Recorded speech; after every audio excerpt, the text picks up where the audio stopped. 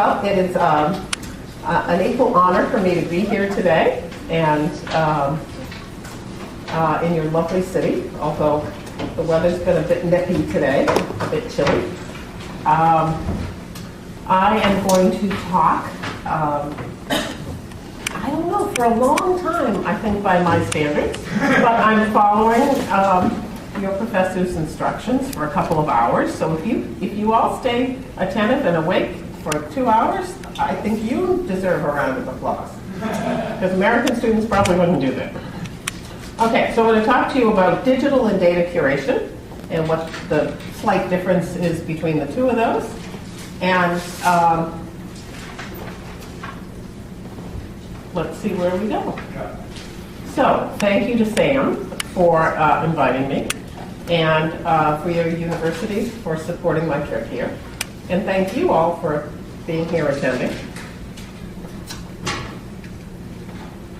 What I'm going to speak about today, a little bit about me, a little bit about data, and what digital and data curation are, those terms, and we hear both of those terms, and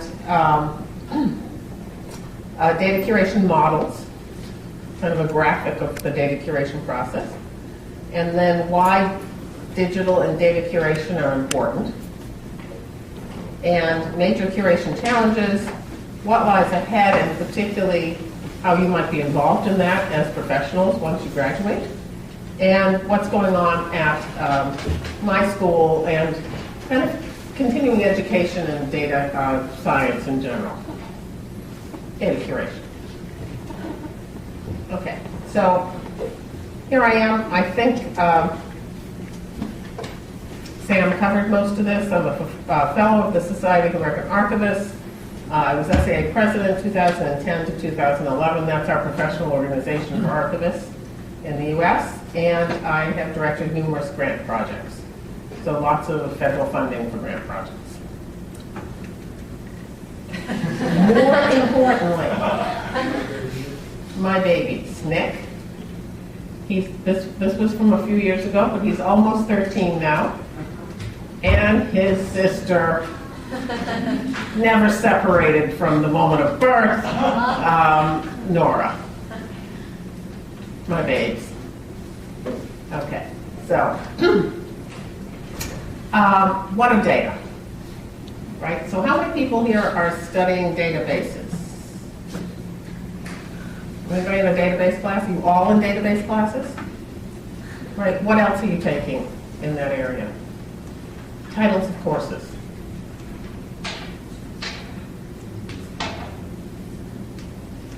Database design. Database design, so designing databases. Okay. So I think when you take a number of database courses, you tend to have a fairly set view of what data is in the world, what data are in the world. It's actually plural. So I just want to make the point that data is not just numbers necessarily.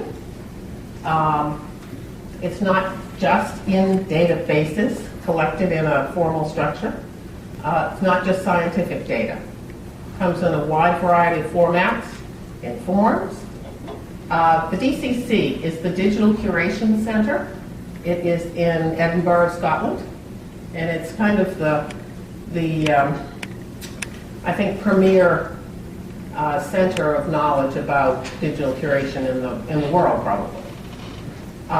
They are talking about data as any information in binary digital form, digital data.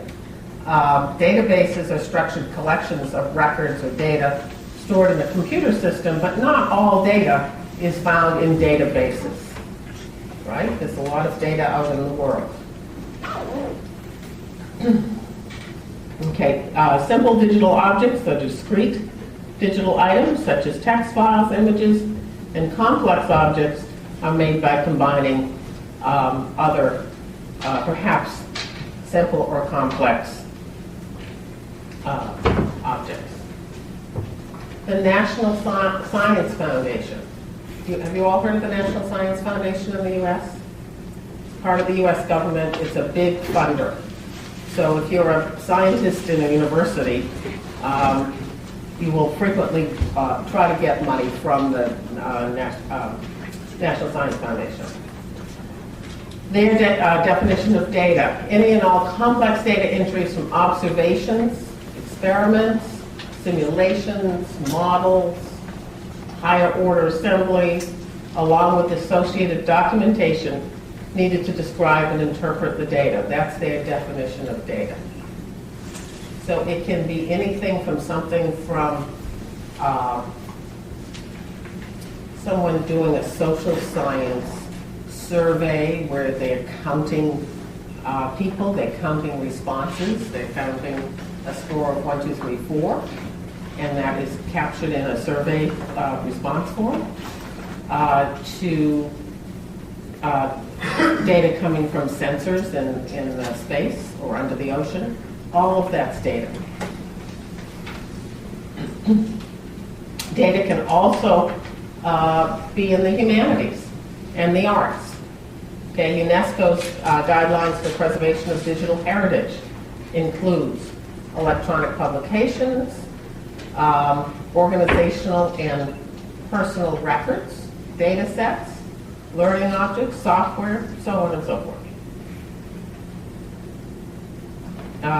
The last one, digitally generated artworks and documentary photography. You might not think of those as data, but depending on how you're using them and how you're looking at them, what the context is, those can all be considered data.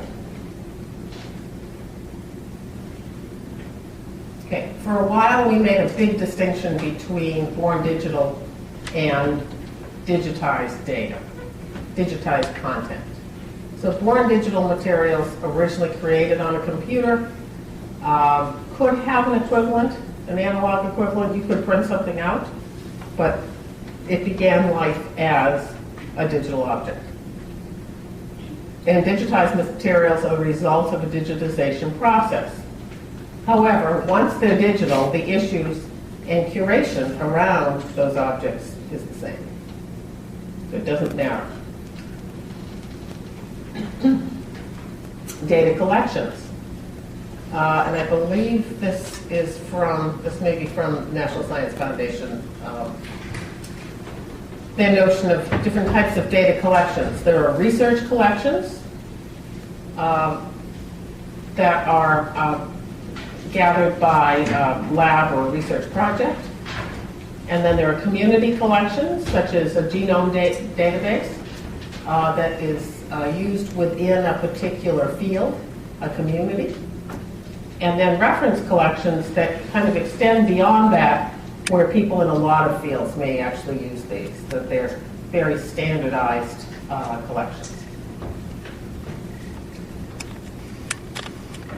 So, as I said, there's a wide variety of data, the observational, simulations. So in a simulation, nothing real actually happened. You're simulating something on a computer. It could be a survey, it could be a performance, visualizations, so forth. Social media, looking at a content analysis of Twitter feeds. Okay, just as important as the notion of data is metadata, right? You all know what metadata is, right? Okay, so summarizing data content, structure, interrelationships, and provenance. You all know what provenance is? Probably not. Okay. Provenance is where something's from, right? Who generated it? Where did that stuff come from? It's actually a term that comes from the archival world, which has a lengthy history to it. Okay, so what's the big deal? Right, we've had data for a long, long time, but we're hearing this whole term data science. Pretty new. Data curation. Since 2000-ish, 2001, right? Not very long. Within your lifetimes. Why has this happened? So thinking about this, it's not just that we're creating new types of data in the world, which is true. We have new sensors and new computers and new tools and whatnot that is creating a wider variety of data. But we're creating massively more data than we've ever created before. Okay? If you look at the Hadron Collider at CERN in Switzerland, it creates a massive, massive, massive amount of content just on one experiment that they do. Right? So you will see in the literature, and I'm sure you have already read articles where you've seen the word deluge, or waves, knowledge overload. We frequently feel that way. I know I do much of the time. But our human feeling for that is really nothing compared with the amount of data that is being produced. It is not just from science, it's also from medicine, right? When you go and have scans done, there's a large amount of data produced. And from business and commerce, right? You've heard of the term, no, it slipped my mind. Not data harvesting, but data mining. Thank you. Where companies will take people's information from maybe where you have looked online, right? And left those cookies when you've gone shopping online or visited websites. Ever wonder why, you know, the next website you go to, you see the picture of the last thing you bought online? A little disconcerting. Because this is being collected behind our backs and being used that way pretty directly, but it's also being collected and then being used and sold again to other businesses and looked at in a kind of a different way. We're going to talk later in the presentation about fourth paradigm data-driven science, which is brand new 21st century science. Scientists are doing science differently than they did. And for some of us old people who remember science when you had beakers and test tubes and things, it's kind of amazing. Data grids. I work with a group of people who created the iRods data grid software, middleware technology. So we talk a lot about data grids, being able to federate data across a large area, and massive analyses and federation of disparate sets. So in a lot of this, in a lot of the work that I do, and in a lot of the grants that I've had funded, particularly from NSF, we're looking at the funders want researchers to create sound data so that it can be reused. And they want to create data and have it curated and stored in such a way that somebody else can use it. So, you know, why do they want to do that? So they give me $1 million. That's great. I'm going to collect this data, and then I'm going to do this particular analysis on it. Yeah. Tom, he wants $1 million. They say, no, we're not going to give you $1 million. Why not? I'm glad you asked. You're going to use Helen's data, and you're going to do your own analysis. We're only going to give you $250,000. Right? Because it took $750,000 to collect the data in the first place. They don't want to keep giving that $750,000 out again. That is fraught with a bit of difficulty. It's not quite as simplistic. I think maybe the federal government thinks it's that simplistic, but it really isn't. And we'll see that today. So life stages of data. Data is collected. Whoops. Data is collected. It's formatted in some way. I look for every word. It is released. There's ownership, consent, moral rights, So the people who have collected it and analyzed it and done all of that, they own it in some sense. If they've been given federal money to produce it, actually the federal government owns it, they might get a year or two embargo where they are the only ones that get to use it. And there are all sorts of ethical considerations if it's human-related data, medical or survey or something like that. And then finally, data reuse, trust, provenance, right? What's going to happen to the data? What kind of life is it going to take on? Are people going to use it after the original creators have used it?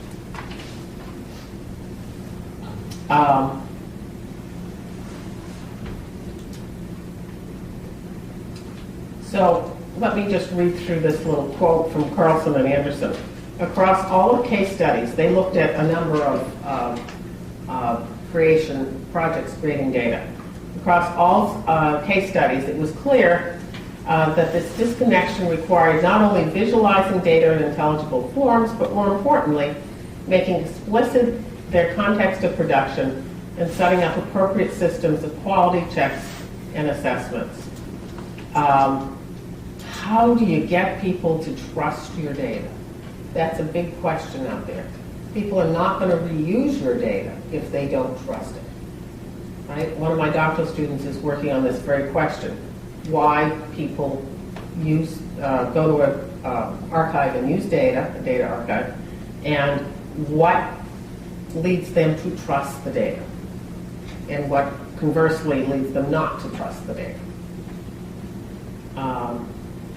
And a lot of this comes down to there has to be context about the research. Who did it? How was it done? What's the methodology? The whole background of the data. It's not just the data by itself. Right? Scientists frequently think it's the data by itself because all of that background, they have internalized that because they've been working on the project. They created the data. So they know when it was created and under what conditions. The next person coming along knows none of that. That's also like time-consuming and boring to write down. So people frequently don't like to do that. And let me just end this section with the notion that despite federal funders wanting us to do this, and despite the fact that it really can push science along if you don't have to keep doing the same thing over and over again in data collection, data sharing is not a natural act. Most scientists don't, or social scientists or humanists for that matter, don't do that kind of willingly or happily. So two key assumptions here: that knowledge can easily and straightforward be disembedded from its producers and original context, become explicit data for temporal or geographically redistributed users. In other words, somebody someplace else at the same time, or somebody in the future, needs to know a lot about that data, that context. And it's very hard to get that context so that they understand the data and they're willing to use it. There's a binary divide between the quantitative and qualitative sciences in their approach to and ability to benefit from e-science tools and practices, particularly in terms of data reuse. So the qualitative sciences and the social sciences, I think, have a fairly hard time.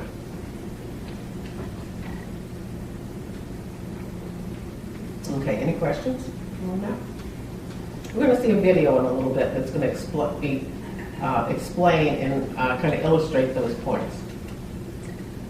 Okay, this came out a couple years ago. And in the US, people love Dilbert. Dilbert is this character with a tie that goes up. And he's an engineer. He's working in a business where, the boss isn't in this one. He has a pointy-headed boss, and his boss is just an idiot. and many of the strips are about that and how he deals with his idiot boss. This guy over here, whoops. This guy over here is a lazy engineer. And this one, I think, is like a young intern or something. Okay, my role is digital media curation. So Dilbert, the older guy, says, am I supposed to know what that means? Yeah, it's trendy jargon. Right? So everybody in the digital curation field felt that they had made it the day they saw this in Dilbert, actually. This was pretty good a couple of years ago. Okay, so what is digital curation? It's not, or data curation for that matter, it's not data science. It's not analytics. It's not data mining. Might be closer to data warehousing, but it's not that either. So it's not just digital preservation, but preservation is a part of it. It's not just digital archiving, but archiving is a part of curation, and archiving principles are essential to successful curation. So that's how I came into this digital curation, really the evolution of archiving from paper and objects, analog objects, to the digital world. It's not digitization. Many people think digitization and digital preservation are the same thing. That's not true either. It's not a digital library. It's not records management. And it's not a software system like a digital repository or content management system. It's none of those things. So what is it? It's a cross-disciplinary field of study. We'll see in a minute, there are lots of fields that are coming together in this. It's a merging of professions in libraries, archives, and computing.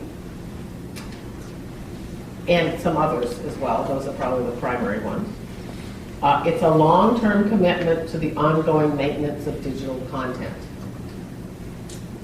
Okay? And that ongoing, long-term maintenance, those are pretty important terms there. And it can be boiled down in some respects to a complex set of tasks and workflows across the digital life cycle. It involves, the most recent definition, and so probably the most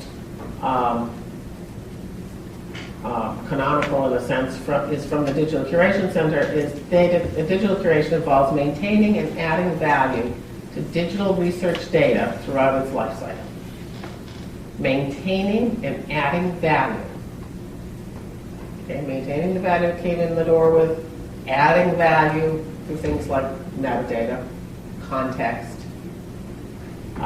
maybe doing things like translations, okay? And we can substitute digital content for research data. The Digital Curation Center gets a lot of their funding from the eScience program in the UK, so they are always talking about data and they're always talking about science. But we can make this a little broader and generalized to digital content. It's not just science.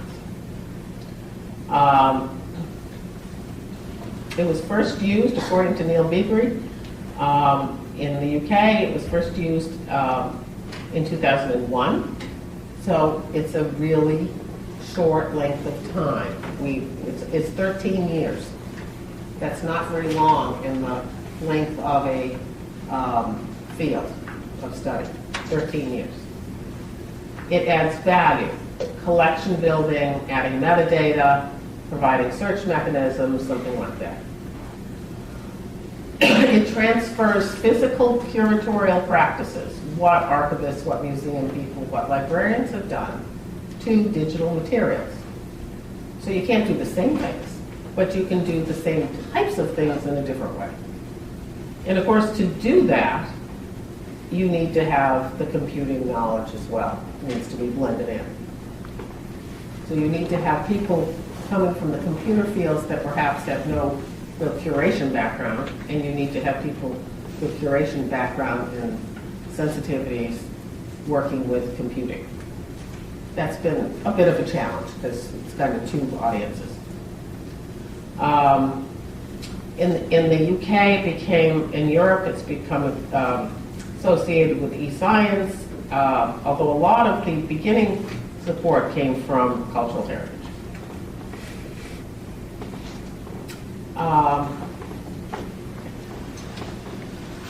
So actions needed to maintain digital research data and other materials over a life cycle, over time, for current and future generations.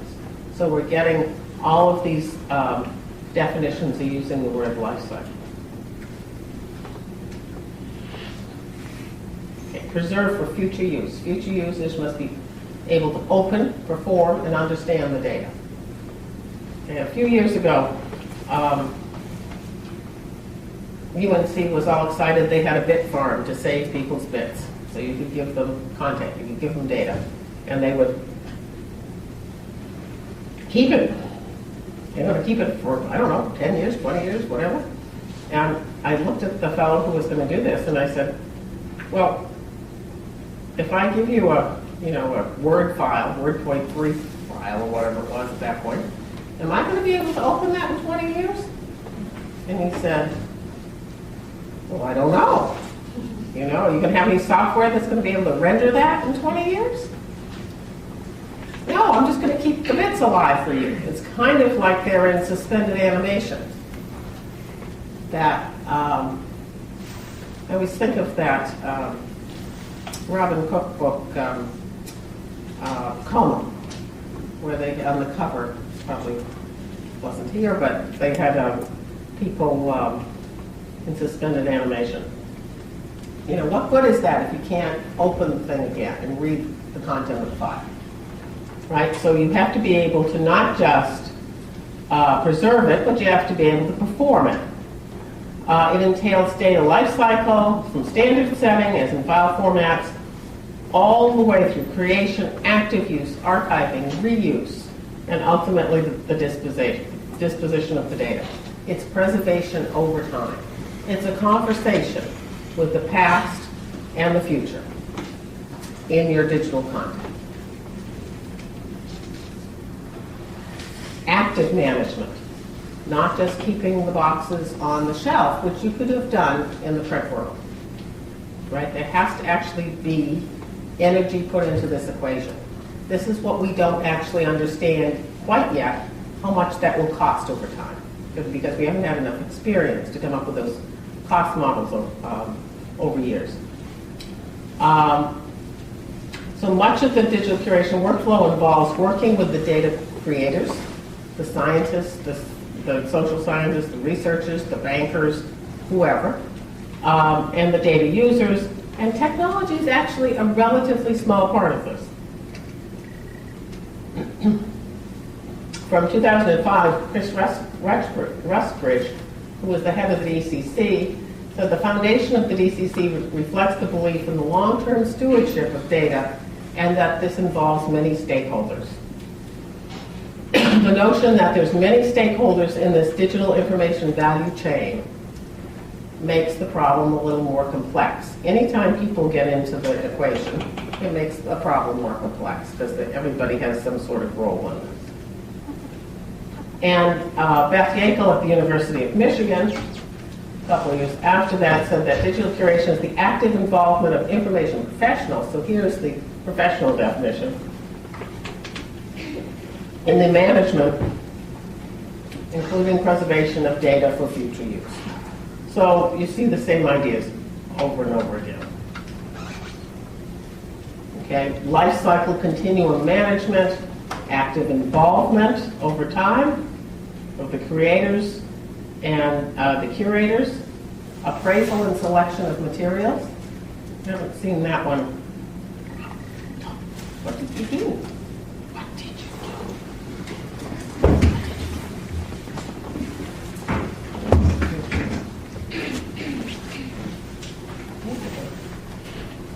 Let's have a look.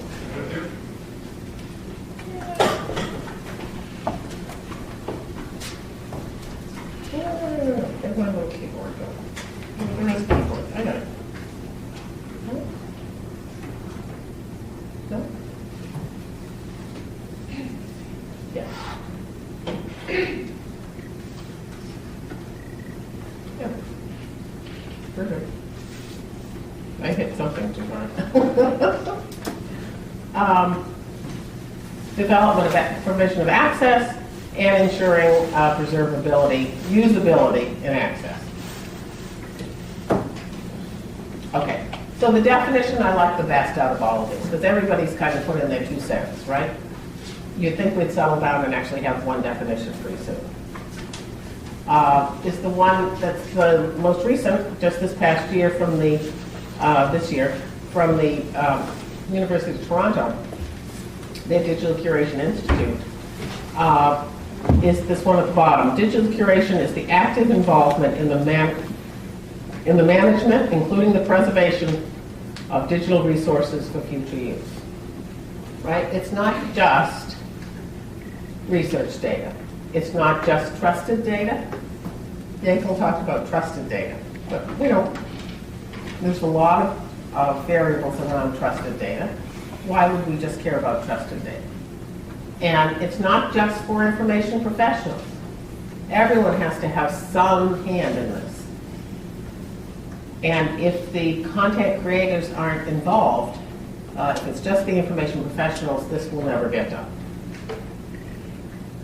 Okay, so ALA, American Library Association, looked at definitions, and they went through 3 of them. I'm just going to show you the first one, which is pretty good. Digital preservation combines policies, strategies, and actions that ensure access to digital content over time. So a little different twist, and here is the idea that policies, we haven't actually seen that word, but in most of our repositories, and when we look at standards like the new ISO Trustworthy Digital Repository Audit and Certification checklist, we see that most of the management is done by policies. That's how we manage repositories. And they talk a lot about strategies to ensure good policies. Okay, and then ALA has a longer definition, and then they have a longer one, but we don't need to go through all those. Okay, so lots of definitions, but they all kind of come down to the same thing. Data has a life cycle. We're going to see what some of that is in these models. There's a lot of people involved in this, from people who form the data, but even before that, people who maybe design data formats and maybe advise a researcher on what type of data format to use. All the way through people who will reuse that data over time.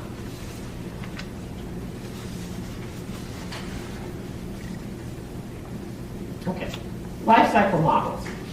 You see life cycle models in lots of different fields, lots of different activities.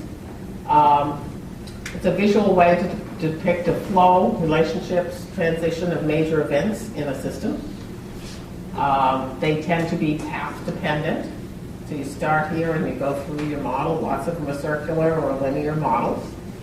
A number of institutions, as the number of institutions and individuals are increased, the models become more complex. If they're too complex, they're usually worthless because it's too hard to understand them. So you want to have some sort of sweet spot between enough definition and detail and something that is understandable. There's supposed to be a graphic representation that helps us understand what's going on.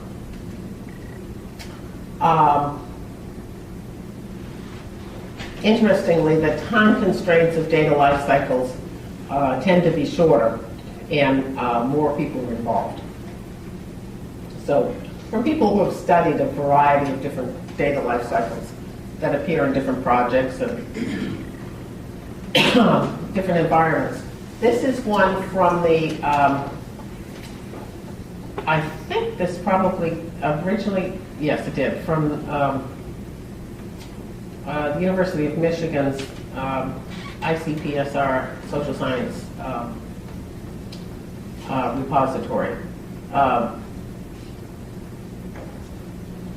the Data Documentation Initiative, DDI. So this is what social science data archives use, this process, and this is how they're describing it, to archive data, social science data. So it's going to, there's a study, data is collected, it's processed by the study, comes into the repository, it's going to be archived, some of it's going to be distributed and repurposed, and there's going to be some, somebody's going to find it and reuse it and reanalyze it. That's their simple model for what's happening. Okay. This one is a generic research life cycle, discovery and planning, initial data collection, final data preparation and analysis, publication and sharing, long-term management of that content. Hopefully somebody's going to reuse it and it's going to start over again. Okay? From the Library of Congress, traditional preservation. And we begin to see similarities across these.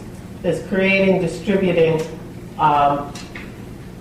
library archives collection, preservation actions, and then long-term actions. That was in paper-based preservation. In digital preservation, starting at creating, then there's some preservation action that's being taken by the creator. Distributing, some more preservation action. Goes to the library, some more preservation action, and then long-term access again. Okay, so this is the one we really need to look at out of all of those. Okay, this is the, again, the DCC digital curation life cycle model.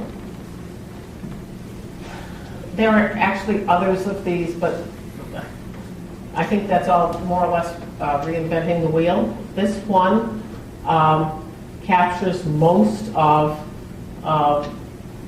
what actually goes on in the data curation process.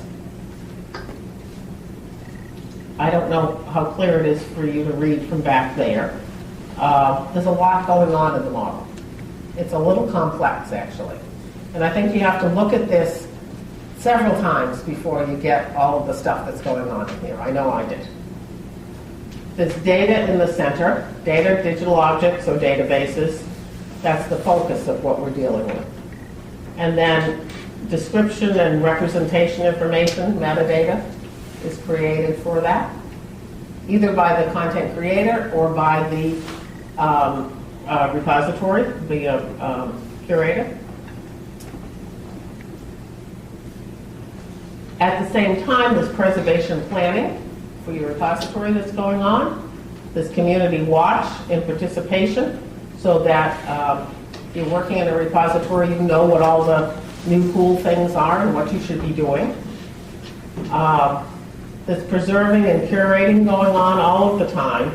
And then the outside wheel, I think, is the kind of easiest to pin down into actual tasks.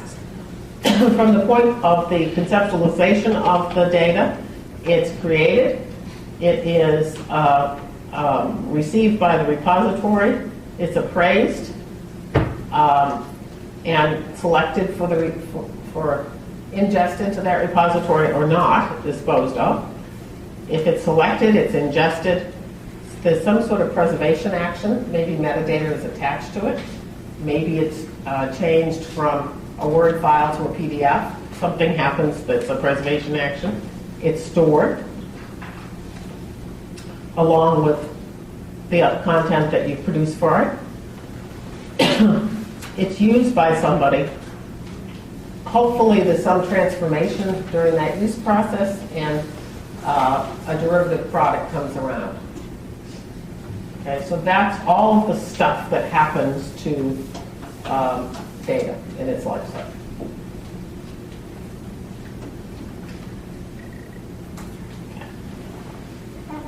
Yeah, we've seen that one. So the description and representation information, again, that's the metadata that you're going to attach to it. So these are full life cycle actions, preservation planning, community watch.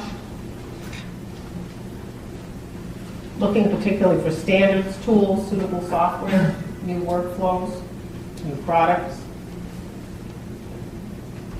planning before a file format goes obsolete, for example. Being aware of undertaking management and administrative actions to promote curation. And then kind of the sequential activities around the edge of conceptualizing the creation of the data, creating, receiving, appraising. I think I actually described all of those.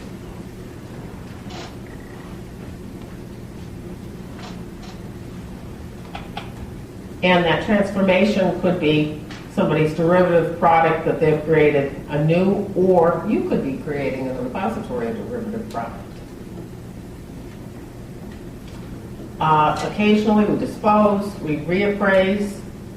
You're going to see more of this in the digital world than you did in the paper world because it's going to cost more to keep content because you have to migrate it.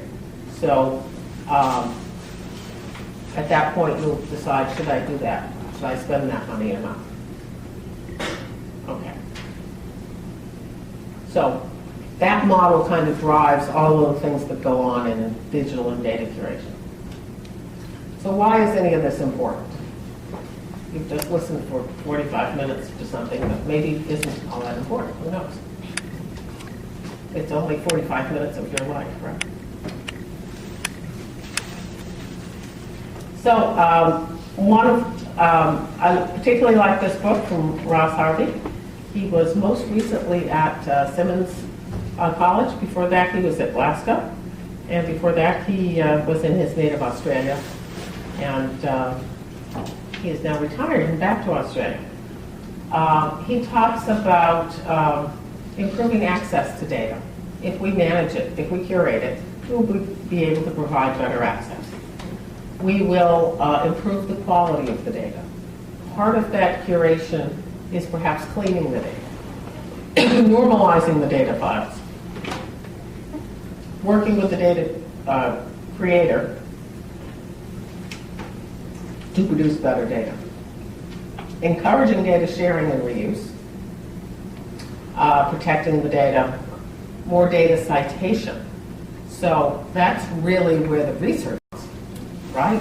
The researcher wants citations. They want citations to their articles. That's kind of the coin of the realm in the academic world.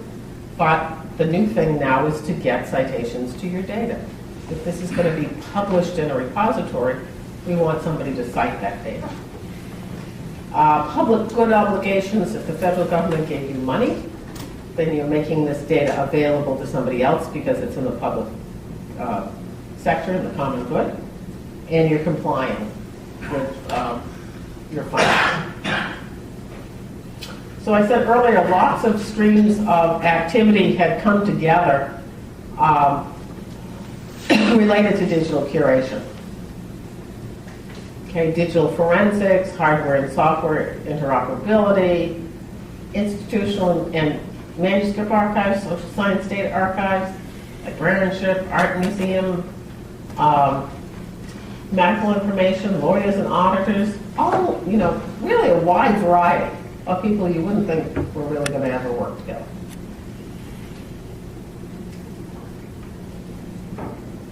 So some of the drivers for digital curation. Overwhelming information growth. And we talked about that. Data-driven science and commerce. Need for data reuse. Again, data publishing and citation. We just talked about that. Regulation, compliance, accountability, not just to funders, but across all sectors, banking and so forth, medical records. Data protection and freedom of information laws require digital data management. You can't protect something you're not managing. And personal data management is now an issue, right? We all have pictures of babies and weddings, and you'd like those wedding photos to actually last longer than the marriage. I don't know. Maybe it's the other way around. You'd like the marriage to last. Well, you'd like them both to last, right? Okay. So I talked a little bit before about this notion now that there's a new type of science. So in the 17th century on, there's been observational science where we've studied things by looking at it. So if you go out in the field and sit in the bush and watch gorillas, like Jane Goodall did, we learn a lot about them. There's been theoretical science. There's been simulation science, later half of the 20th century, where we simulated what would happen. Didn't actually have it happen. Like, that's the way we train pilots now, right? You don't have them go out in dangerous situations until they go into a simulator. But now there's data-driven science. So new types of computer clusters emerge. There's large amounts of data, and the programs are set up for data analysis. Integrating data systems allows data analysis and storage on site instead of requiring downloading large amounts of data. We're storing data in the cloud, we're storing data some remote place, and now we have tools that we can, from our desktops, go and analyze that data. Used to be if you wanted to study nuclear physics, people would fly to CERN in Switzerland, right? And they'd go and look at and conduct an experiment in the collider. They don't have to do that anymore. They can control a lot of that from the desktop. We have a number of telescopes at UNC that are in South America. And you can sit in a classroom at UNC and you can drive those telescopes. You can open the roofs and you can turn the telescopes around and you can have them aiming at whatever and take pictures. It's pretty amazing. Today, some areas of science are facing 100 to 1,000-fold increases in data. Satellites, telescopes, data-intensive inductive approach to genomics. Storage can't keep up with the amount of data. Parallel and grid computing are becoming ubiquitous. Collaborative network data-driven. E-science is a synthesis of information technology and science that enables challenges on previously unimagined scales. Data-driven science is slow to develop due to a lack of databases, ontologies, schemas, and other data curation tools by the scientific community, but it has now taken hold. There will be a large area and a lot to do for data curators. Not just the scientists who are analyzing the data. Okay. Let's see. Can I?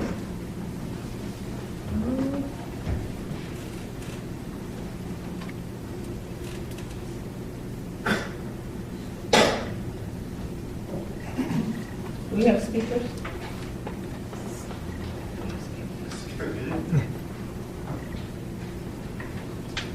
Hello, my name is Dr. Judy Benign. I'm an oncologist at NYU School of Medicine. Hello, Dr. Judy Benign. I read your article on B-cell function.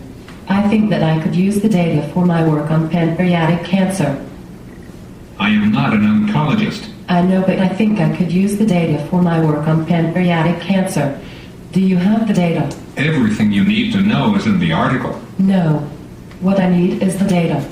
Will you share your data? I am not sure that will be possible. But your work is in PubMed Central and was funded by NIH. That is true. And it was published in Science, which requires that you share your data. I did publish in Science. Then I am requesting your data. Can I have a copy of your data? I am not sure where my data is. But surely you saved your data. I did. I saved it on a USB drive. Where is the USB drive? It is in a box. It is in the box at home. I just moved. But can I use your data? There are many boxes. So many boxes.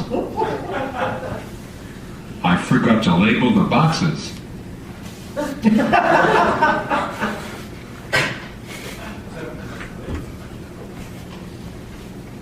Hello again. Thank you for sending me a copy of your data on a USB drive. I received the envelope yesterday. You are welcome, but I will need that back when you are finished. That is my only copy. I did have a question. What is your question? You might find the answer in my article. No, I received the data, but when I opened it up, it was in hexadecimal. Yes, that is right. I cannot read hexadecimal. You asked for my data and I gave it to you. I have done what you asked. But is there a way to read the hexadecimal? You will need the program that created the hexadecimal file. Yes, I will. What is the name of the program? Cytosynth. I do not know this program. It was a very good program.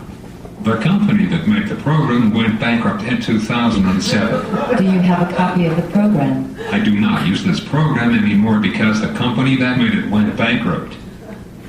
Maybe you can buy a copy on eBay.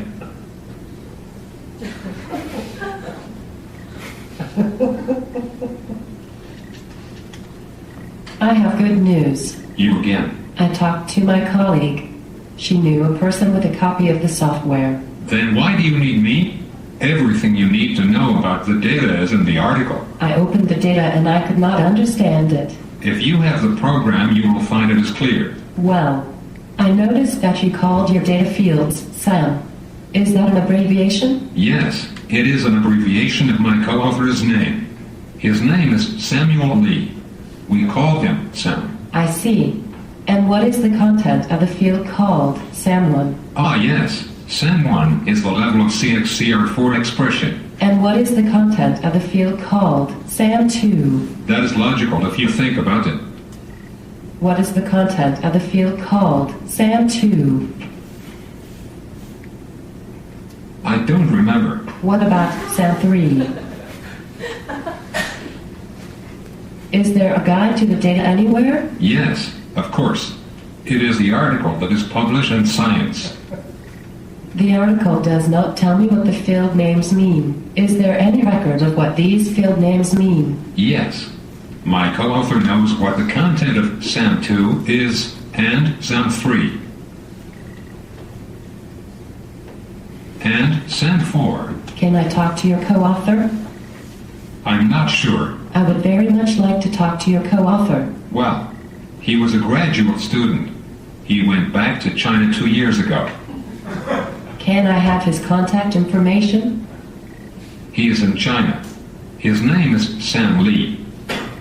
I think I cannot use your data. You could check the article to see if what you need is there. Please stop talking now.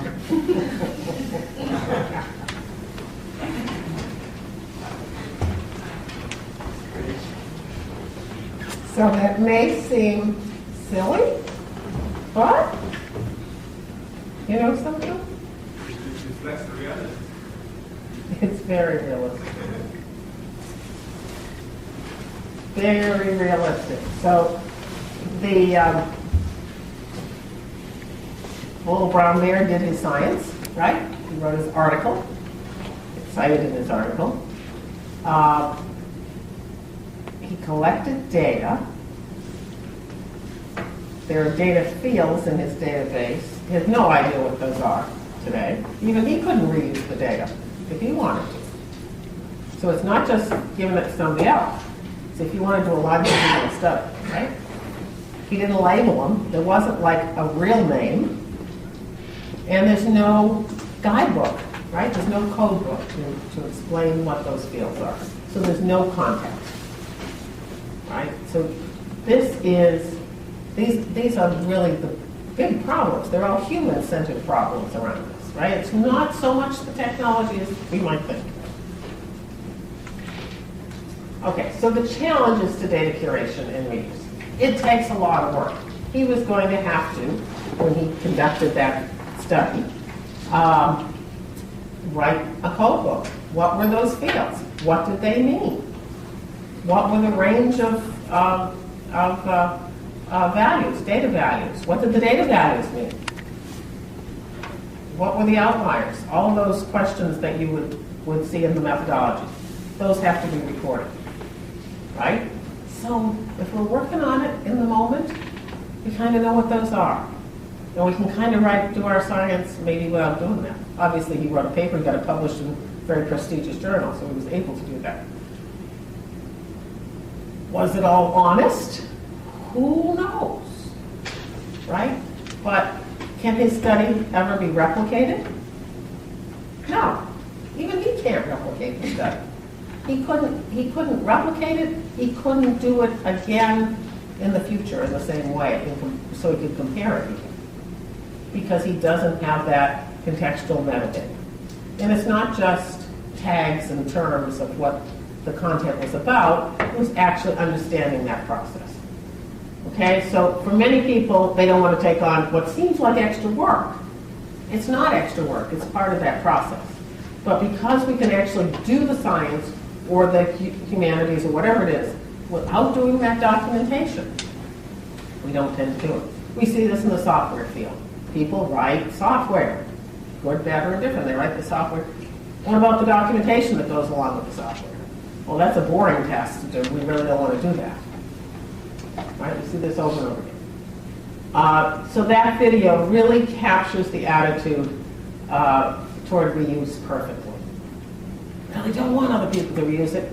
Not because we don't want them to reuse it, but because all of that was going to be a lot of work. Okay? Reuse is based on high quality metadata, or you're not going to get to reuse something, yourself or somebody else. That help to explain the data to the next user. So the best metadata is often created at the time of data creation by the content creator, or maybe somebody on the team whose job it is to do that. Right? Maybe somebody should be tasked with that, where it's actually their job to do it. One of the other things is, in that video, presumably the brown bear was the chief scientist in that project, and Sam was a graduate student, right? Who did the actual work on the project? Sam, right? Often you see that in universities. The professor gets the money, they get the funds, they direct the lab, they direct the project at a high level, but they're not actually collecting the data per se. And in this case, he wasn't overseeing how they were documenting it either. So data curation requires effort around that entire life cycle if you saw the circular model.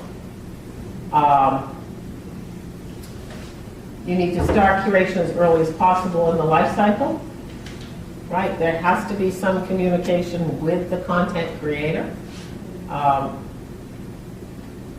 That's often hard if you're a repository and get the study after the fact, right? Increasingly, there should be a model where there's some sort of curator that's working with research groups and research labs. We haven't really seen that. Why? Because does the scientists really want to share the pot of money with someone who's doing a task that they don't value, or where they want to spend more of their money doing science? Or maybe going on a trip talking about their papers, right? So we haven't quite got that value equation yet to the point where people really do value taking care of their data.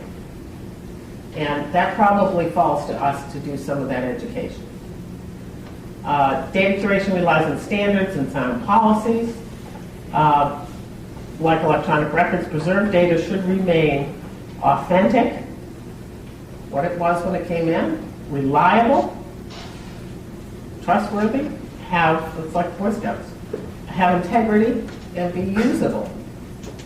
Okay, he didn't have the program, she couldn't read it, all sorts of things, right? It wasn't It wasn't reliable. It didn't have any sense because you didn't know what it was, and he didn't even have the way to play it back. Okay, so it takes curation knowledge. Right? We teach entire courses and programs, and you'll see that in a few slides what's going on at UNC. So it's not just housekeeping. There's actual curation knowledge as to how you're going to take care of the data. Okay? Most researchers or other data creators, even ourselves with our own pictures on our iPhones and whatnot, have no idea of how to create that content. Many of us who might know how to do that are not willing to take the time to do that.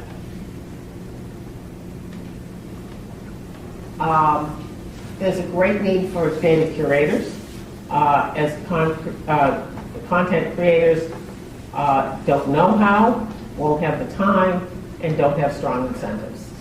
In fact, the scientist, anytime the scientist is not doing the science, or writing the next grant to be funded, or writing a paper to be cited, or speaking at a conference, anytime he or she's not doing those things, it's kind of detrimental to their career. That's the way they perceive it.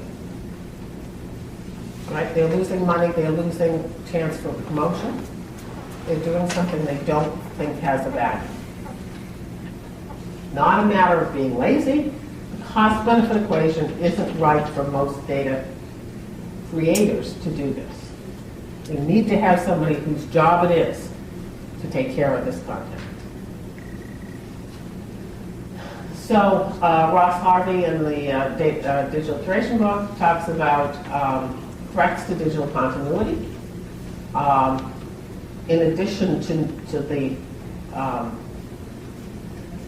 what the content creator essentially is not doing. I mean, the first thing is very little metadata, very little context.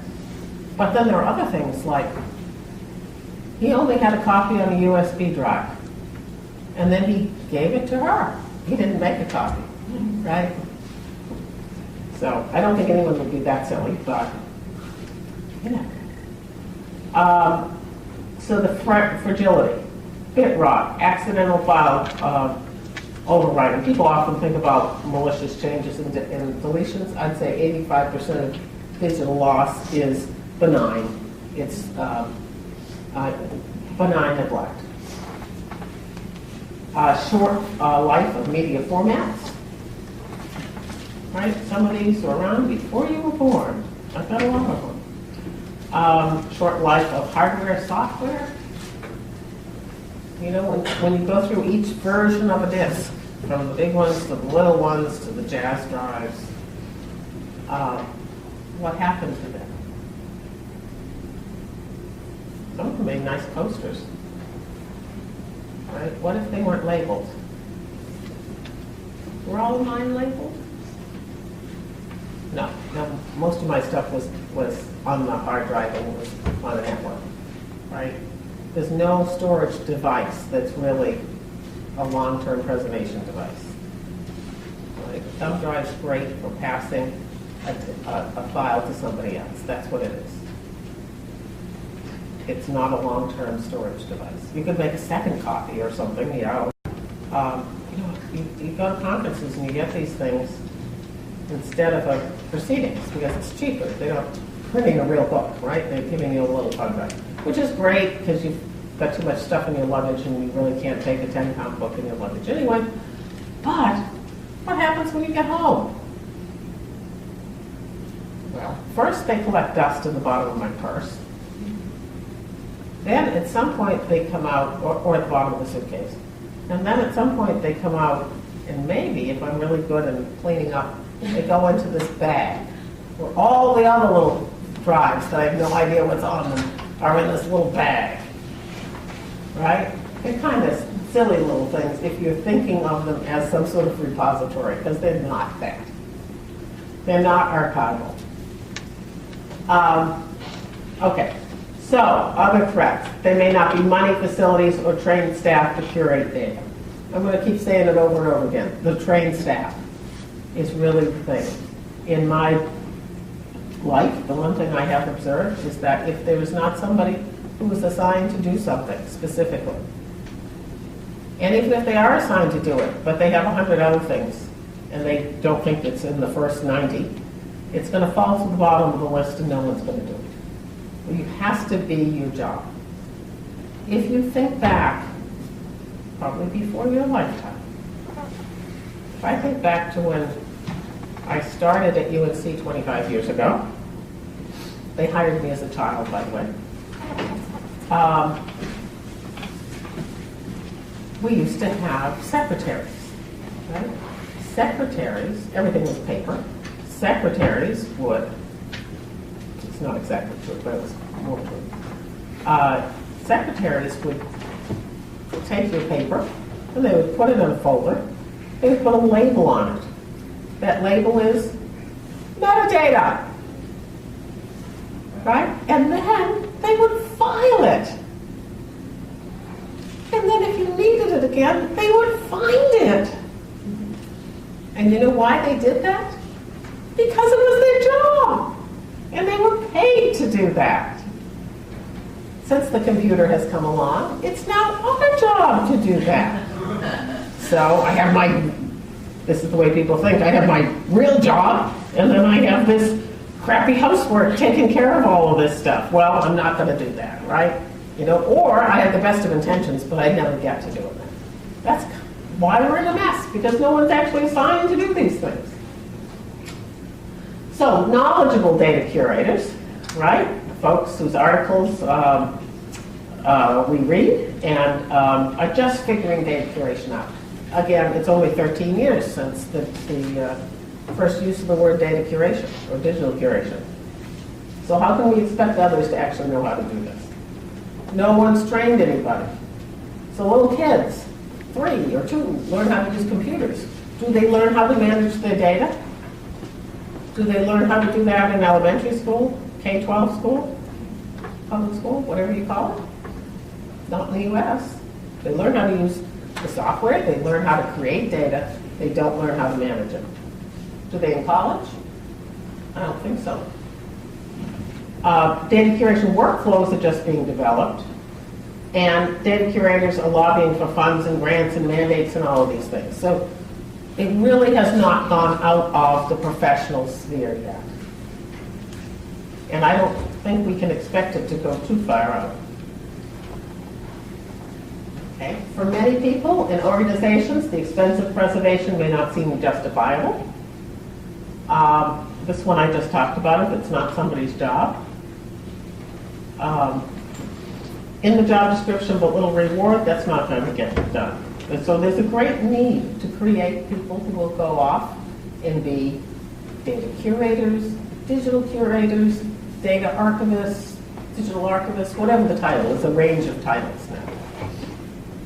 Not just in archives, not just in universities, in medical field, in government, in all sectors.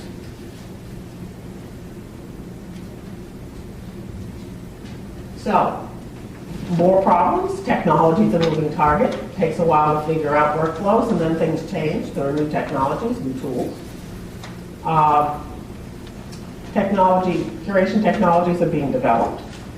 Preservation is not of static objects, and preservation itself is not static. And it's becoming more complex, increasing complexity in digital objects. So the problem is not getting simpler. It's getting more difficult. Okay? Metadata. Right? It's the most expensive part of any preservation project. For libraries that have digitized analog content to put online, the digitalization is simple. 20 years ago it was hard, but today it's simple. It's the metadata, it's the description, it's being able to find the content again. That's the expensive part, because somebody has to do it. And again, data without metadata is useless.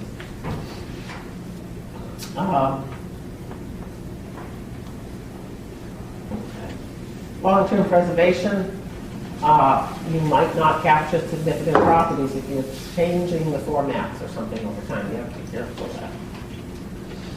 Okay, so viewing and curating data over its life cycle is essential. Helping content creators select appropriate file formats, intermediate file storage. You know, people will not necessarily disagree with you. They will take advice if there's somebody there to give them advice. In most cases, there hasn't been. Whether they will actually put in metadata early on is questionable. That's more work, but some of those other things, it's not more work. It's the curator's job to preserve the authenticity of the data that will allow for reproducibility. Curators add value with a wide range of stakeholders in this process, from the funders to the data content creators to the repositories to society. And the importance of data creation is just beginning to be recognized outside this community that's been growing for the last 15 or so years. So what lies ahead? Because that sounded pretty grim to me, right? It's like those two little bears.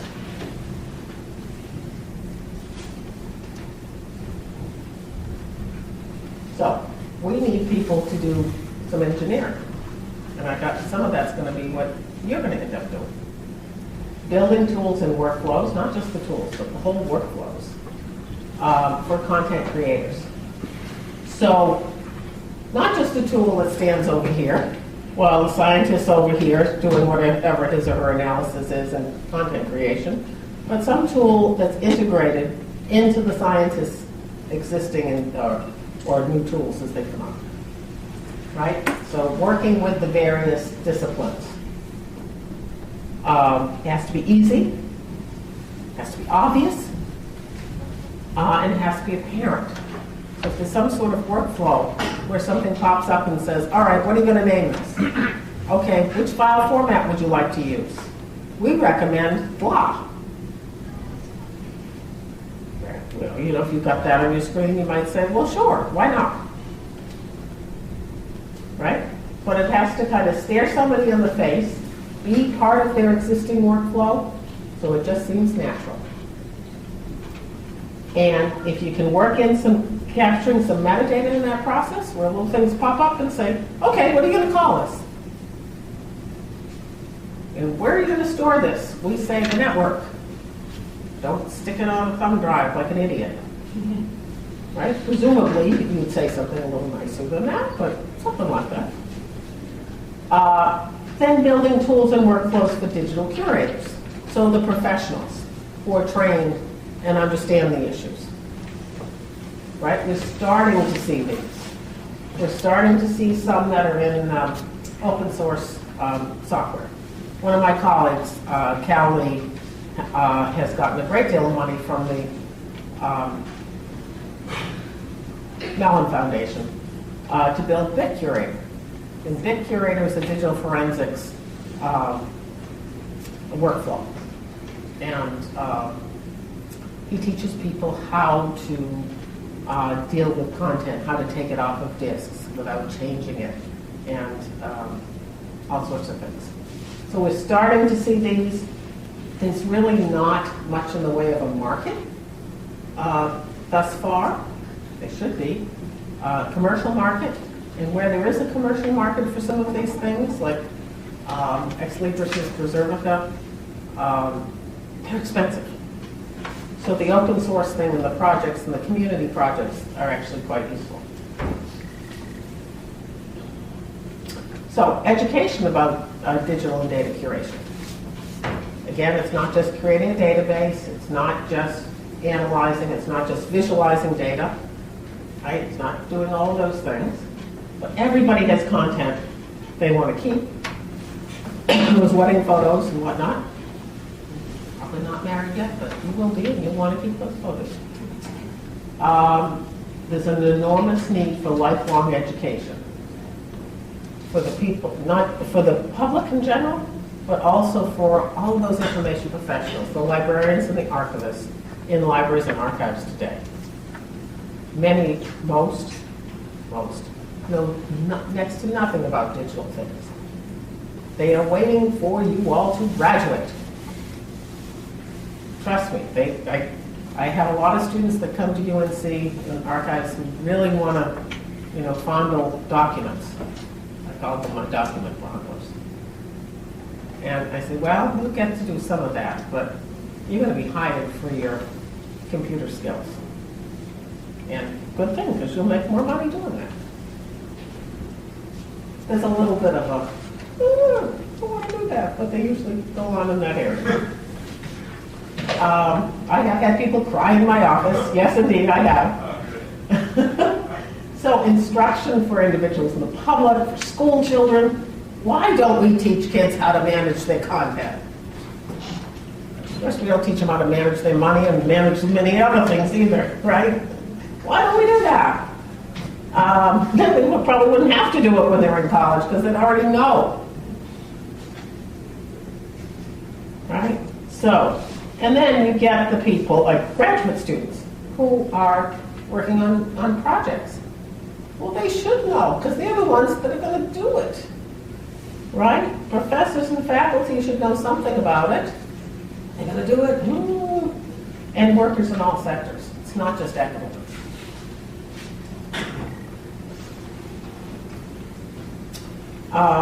Government. Right? There's a whole bunch of digital content in every government in the world. How are they managing that? Well, I don't think the National Archives in the U.S. has done very well lately. We need to produce and hire more curators. That's where you all come in. At least some of you. It's not going to get done by itself. There will be jobs in this. Okay. Any questions? Thoughts? This is a different side of data, dealing with data. It's not the database, it's not the creating the data, it's not analyzing it. It's taking care of it, having a commitment to it for a long time.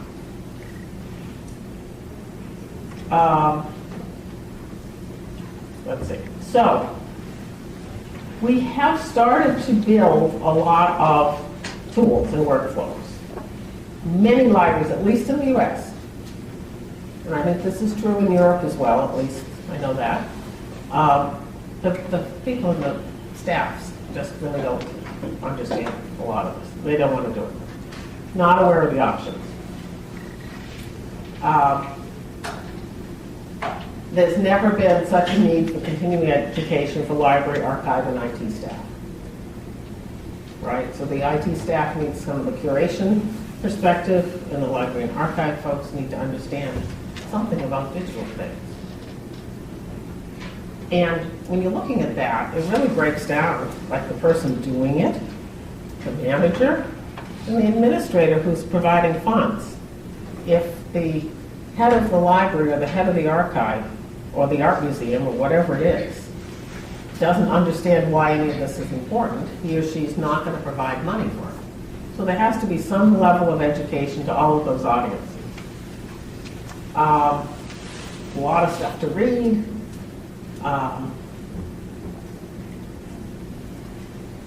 And we can find a lot of it on the web, but there's so much it's kind of hard to make sense out of it. Right? It's nice to have face-to-face education. So I'm not going to read every one of these slides, but Library of Congress in the United States has been running this digital preservation outreach and education program, foster national outreach and education of digital preservation, building a collaborative network of instructors, train the trainer. I taught in the first one of these week-long courses in September of 2011. 24 people came to Washington. They have gone out and taught other people. And they've had more of those since then. The activities they talked about were identifying the content, selecting, storing, protecting, managing, and providing access. Significantly, out of this exercise is the notion of providing education for the practical activities, for the managerial activities, and for the executive levels. We'll see that again. So this is their audience of executives, managers, and practitioners. Excited for those. I must have liked that. Society of American Archivists, when I was president, started this Digital Archive Specialist Certificate Program, the DAS program. Students can earn a certificate by completing required coursework, passing courses, and a comprehensive exam. Based on DPOE, we have courses that are aimed at practitioners, managers, and archival administrators. People are actually having different perspectives, doing different tasks, but have to know something about the same thing. Focus on skills that archivists need to manage digital archives. They focus primarily, not exclusively, on the needs of practitioners, how you're actually doing stuff, and these courses, under these foundational courses, present information that an archivist might implement in the next year. Some are face-to-face workshops, some are webinars.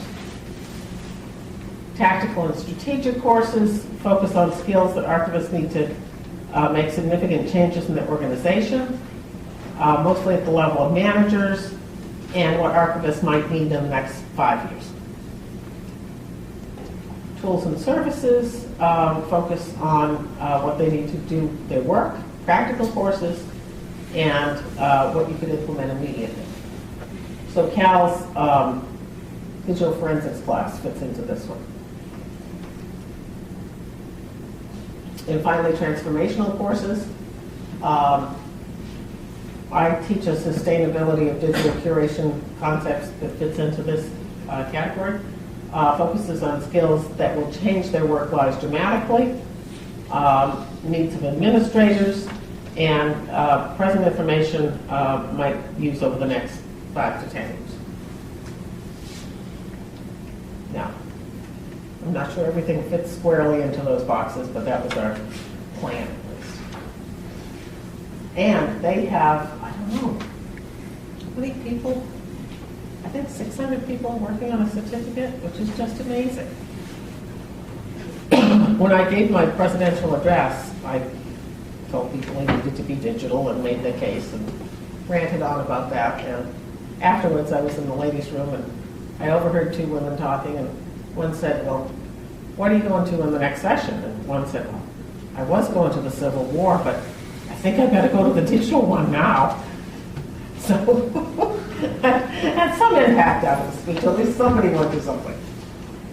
After those things, Europe, the Digital Curator Vocational Education Europe project, funded by the European Commission, actually created a board game where you could use in your classroom.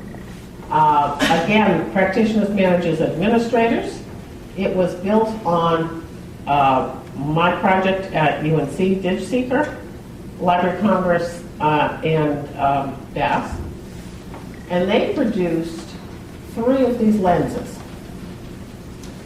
that look at what people need to know to do their job as practitioners, managers, or administrators. And they have 4 areas of knowledge: project management and quality assurance, knowledge and intellectual abilities, personal qualities, and professional conduct. Looking at a lot of this is what you would learn in a school like this. Possesses extensive digital curation terminology, knowledge, experience, understands fundamental curation principles, so on and so forth. I think these are pretty useful, actually, to understand what it might be that you want to be able to check off the list that you know.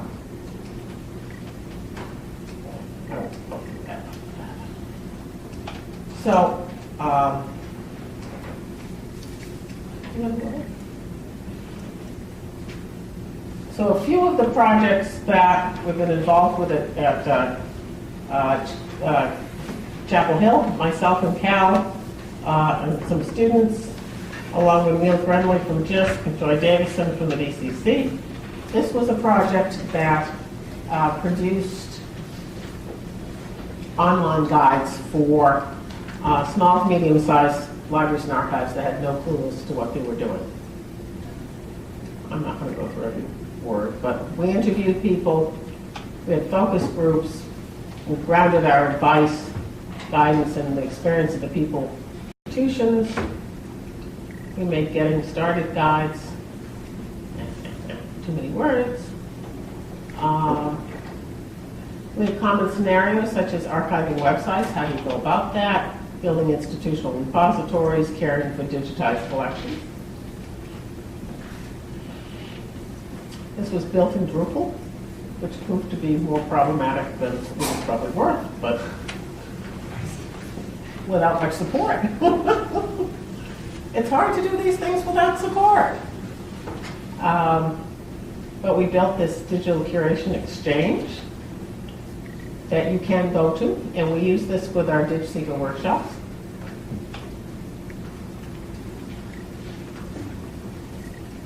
Yeah, I don't need to go through all of those things. So this was the first project. It was funded by IMLS that really kicked off a lot of the digital curation stuff at UNC. We put the grant in 2005. It was funded in 2006. It funded 5 master's students to work in places around campus and at the National Archives. We built a graduate curriculum framework, course modules, course development, experiential components where we worked on these internships or field experiences. We had international guest speakers. We had 2 symposia that remarkably held in 2007 and 2009 that had close to 300 people in each one of these kind of off the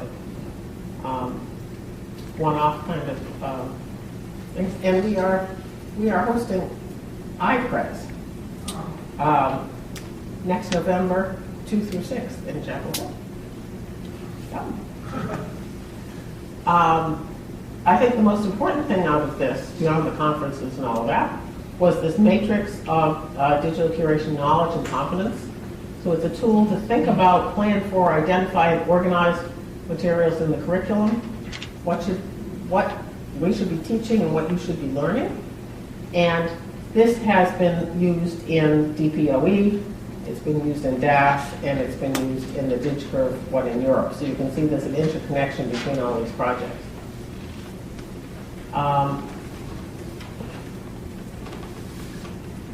So, fundamental question, all digital curation students should get some aspects of the curriculum, but other aspects will only be necessary for students planning to work in a particular job, particular place, so kind of thing. So, what are the core and what are the peripheral kind of courses?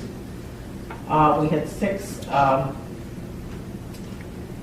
dimensions.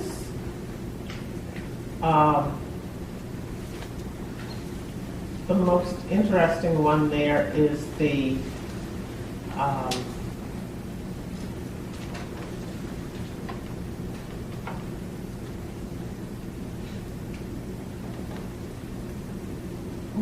what did I do there?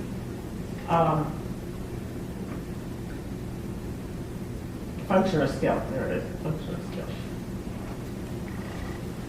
Okay, so you can look at that online. And then we had a follow-on project. IMLS liked to give us money. This was a good thing. And this one, we looked at, we funded doctoral students. So we developed a curriculum for doctoral students, and we funded doctoral students, and we also produced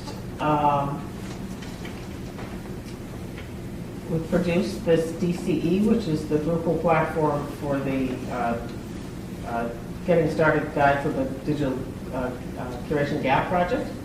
And we conducted professional institutes, week-long summer institutes for practitioners.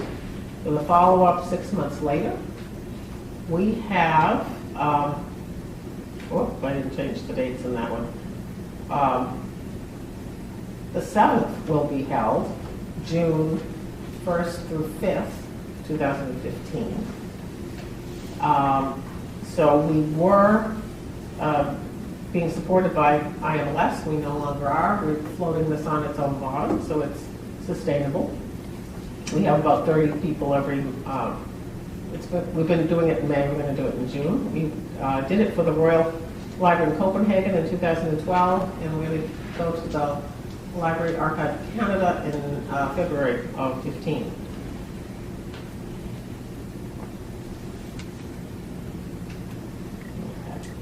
So that's another picture of the BCE.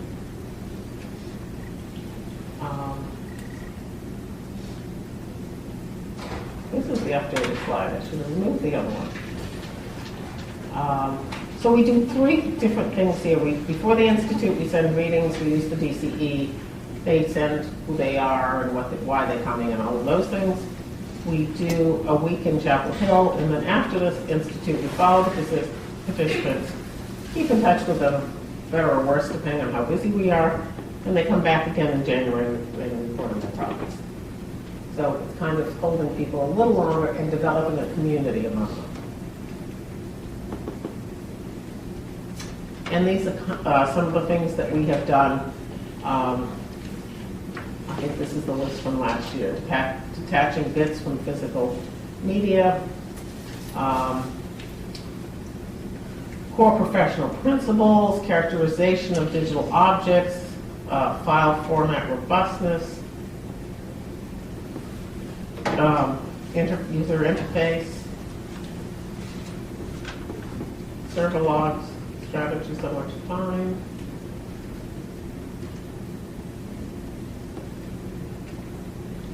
There's always something on risk management, Jambora, auditing.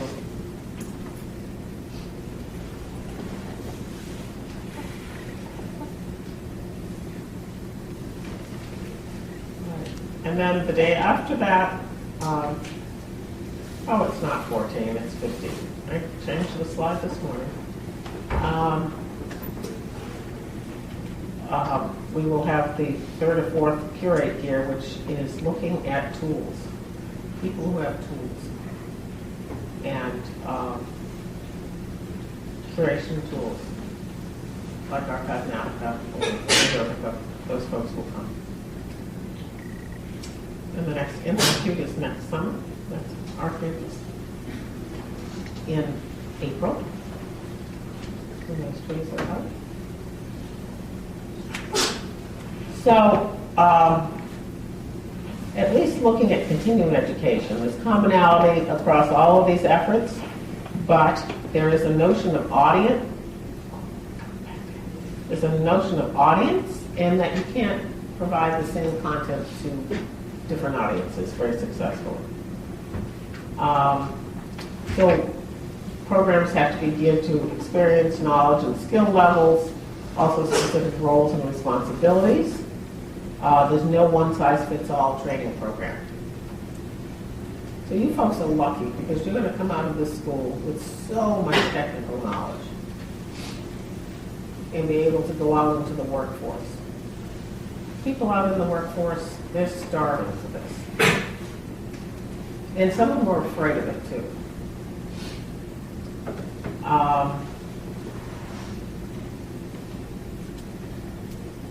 So, because it involves work across the entire continuum and life cycle, training can't just be simply aimed at the novice, intermediate, or advanced audiences.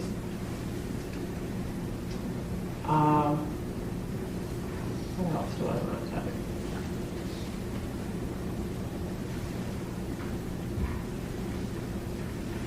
So all of this looks like you're saying, like, why do I care about continuing education? Because when you graduate, you're going to have to start on continuing education. It might be graduate education. I don't know. Is everyone here an undergraduate? Most of them. So it might be going to graduate school. Well, when you graduate from graduate school, there's going to be new stuff. 3 years out, you're going to feel like you don't know the stuff that's out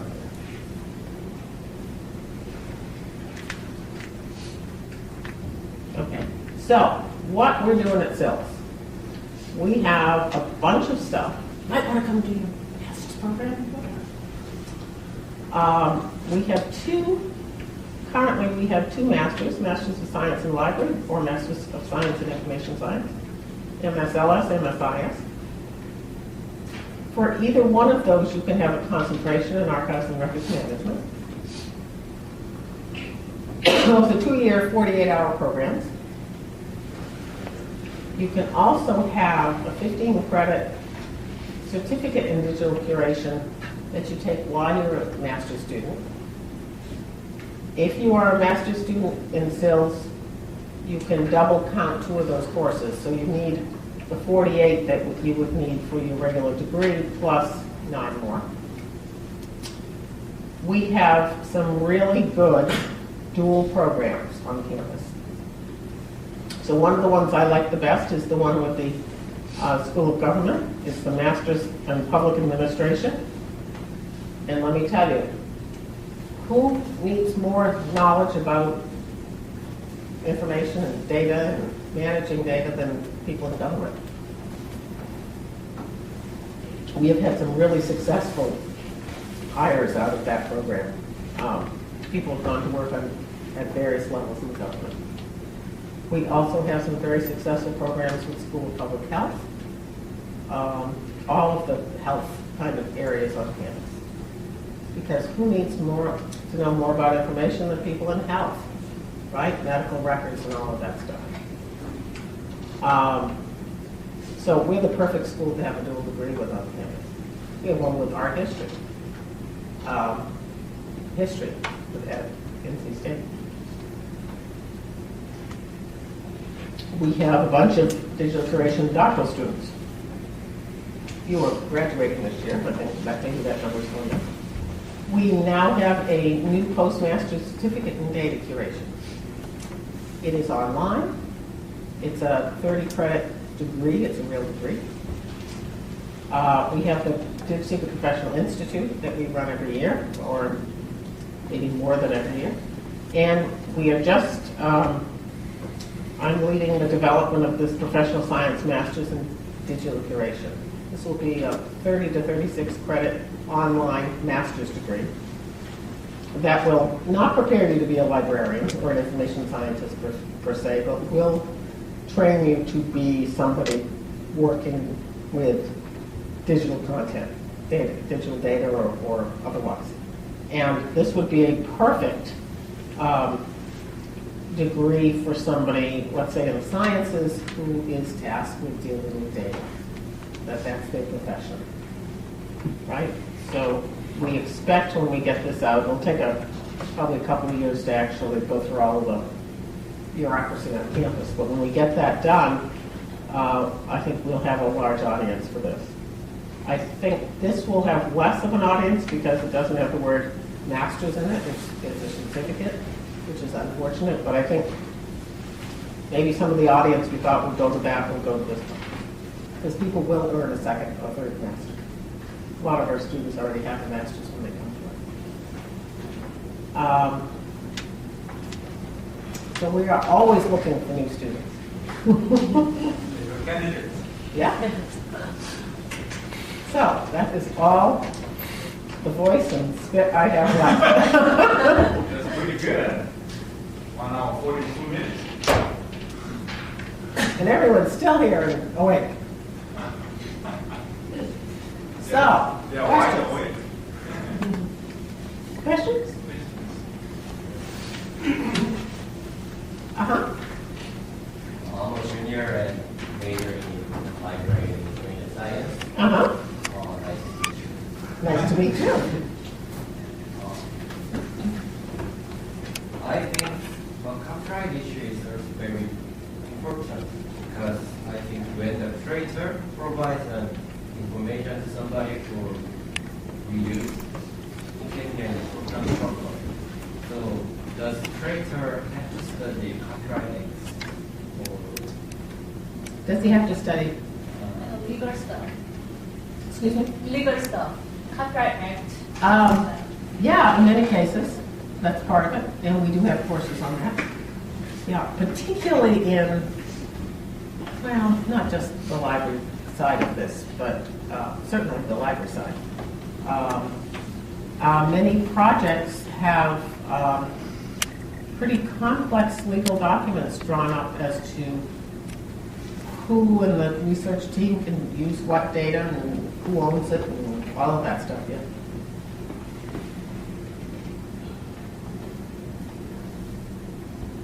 Luciana Dronti does that at UBC for her Interpares projects.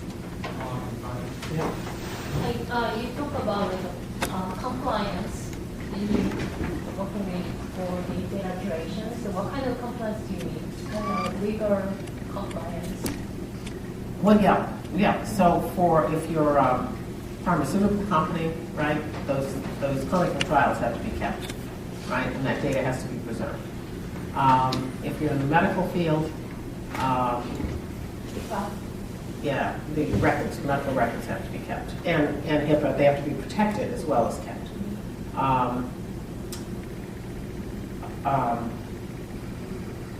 If you've been given money and you're supposed to keep the data, that's the other kind of side of compliance. Along with that, we have problems like, think of a battleship, right? Billions of dollars go into building a battleship. How long do we keep battleships? Unless they sink in a battle, we hope we keep them maybe for 50 years. The U.S. certainly has 50-year-old battleships. A lot of them were, if they were 50 years old, they were kind of pre-computer, created with blueprints, right? Which are cumbersome in one way, but they're kind of easy to preserve a blueprint. On the other hand, how do you preserve? This is actually one of the government's biggest problems, data problems. How do you preserve the software, this CAD/CAM software that they use to design buildings and ships and all of these things, all these complex objects? Battleships, pretty complex objects. For 50 years. CAD/CAM is some of the most volatile software there is. How is there going to be a renderability of the files? How are they going to keep that? Big problem, challenge.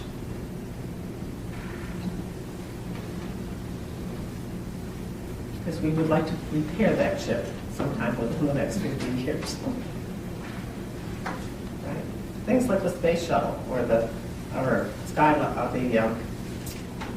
do they call it? The space station, right? Right. How do we know? Right? We need to have the plans to these things. Compared to some archiving program you see, and how would you characterize your program different from the archiving program? So I think our concentration in archives and records management has really flipped the equation of thinking about analog and paper and then digital on the side. We now assume that the content that students are going to work with in their careers is going to be mainly digital, right? So today is 2000, it's almost 15, right? That means many of you will work until 2055. If you have a 40-year career. If you have a 30-year career, 45. Someplace around the mid-century. Most of what you will deal with will be digital. It's kind of sobering, isn't it? Can I ask a metadata question? In the field of data creation, do you have any standard metadata you mainly use? No, that would be, yeah, it would be different vocabularies for different fields. And for preservation, premise. And that's being built into some of those workflows, like Preservica and Archive-Navica. But it would depend on the data itself. So only the preservation you mainly use practice? Yes.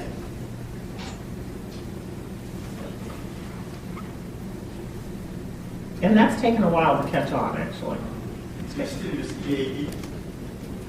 Archivists use EAD. Yep. Some archivists do. I don't know. I think probably 20 to 25% of the libraries of the archives in the U.S. use EAD.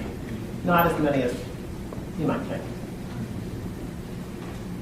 Though EAD has had a large effect on producing more standardized, better finding aids. Not everybody uses it. So many finding aids you'll find online are EAD finding aids. After graduation of your various programs, so far, what kind of jobs are they getting and what are their average salaries? I don't know what their average salaries are, actually. We have been very fortunate in having, even during the recession, we had a pretty good placement rate, that people were able to find jobs within a few months, for the most What are part. their job titles? Their job titles range from, well, so in our school, they range from librarian of various stripes, archivist,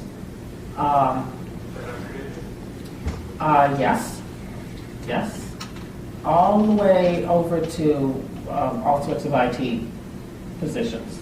So our IS students are getting analyst jobs and systems jobs and database jobs and things. So it's a pretty wide variety.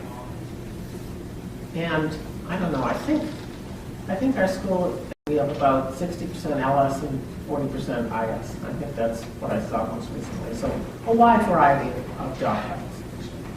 So your curriculum, we are studying data science program, and probably we have very less emphasis on data creation at the moment. Right. We really do not have really faculty focused on data creation.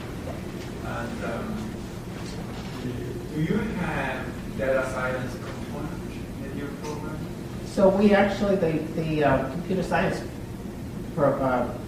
department is starting a I see. data science, Separate yeah, school. separate school. And we are teaching a curation course within that. But that is more of the analytics and the visualization. Visualization. Yeah. So the computer science department does that. Yeah, well, and it's kind of a cross-campus. It's a big collaboration with places across campus. It's not just Yes, iSchool is involved in Yes, we are involved in it. This professional science master's is going to be more of the stewardship, curation kind of perspective that we've always had in our school, right? Well, it wasn't digital, but it was still stewardship of content. And the other program is really not doing that with the exception of our one course. So, I mean, that's kind of a sad thing in all of this, that there are still these stovepipes that we haven't quite gotten across all of the stovepipes, right? And people will come out of these various programs with specialties within the programs, and they will do their thing, right? And they will not, for the most part, probably see the full picture of all of these activities.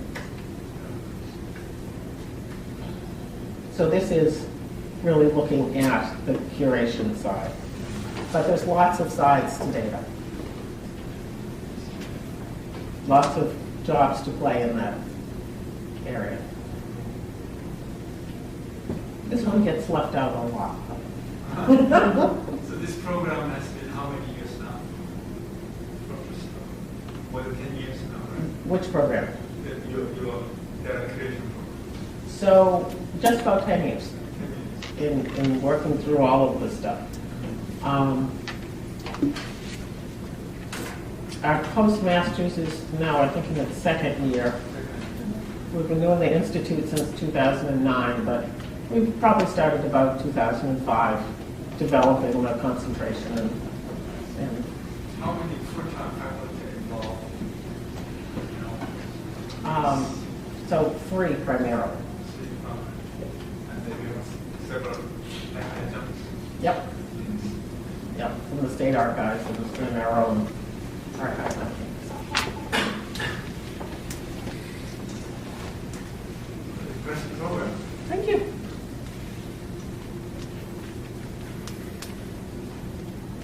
We're diversifying our product line, as they say. Yeah, it's very,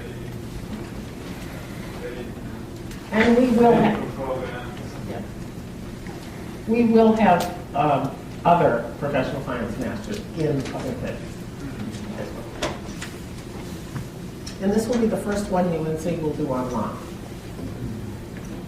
So, that's, are you teaching any online programs or courses? I'm teaching for you in Washington. Ah. Not for our program. So how do you like it? You was Washington. Yeah. I thought that for 16 years. How long have you taught online? 16 years. 16 years? Yeah. That's good. You can tell us how to do it. It's very different from Facebook. Are you asynchronous? I do a lot of synchronous. Synchronous. But then I decide to be there. I Yeah. record Yeah, my okay. sessions. Many faculty do asynchronous. That's what we're doing. I actually like the recording the session kind of thing. Yeah. That's really my style. To have a couple students. A few years ago, I was going to go to a conference in Germany, and it was when the volcano in Iceland blew, and I couldn't go. They weren't flying, right? I heard about that. So I did my talk live through Skype or through something, right? I can't remember the software. I couldn't see them, they couldn't see me, but they could. Maybe they could see me. I couldn't see them anyway. Yeah. And I couldn't hear them either. So it was just like I was sitting there talking to my computer. And then like halfway through, I went, oh my God, what am I doing? Is there actually somebody there? It was so strange. It's pretty hard to do these things, I think. Yeah, I remember the things I was recording, and I finished the whole 1 hour and realized my mic was not on. There was no sound. It was scary. Yeah.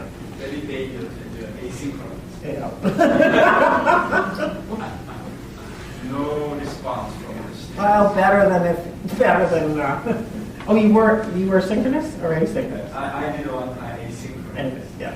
Not realizing my mic was not on. Oh. I did a whole 1 hour, 20 minutes. And you put it up and you didn't realize it. And I listened to it again and said, no sound. I said, why is no sound? And press the button for the mic.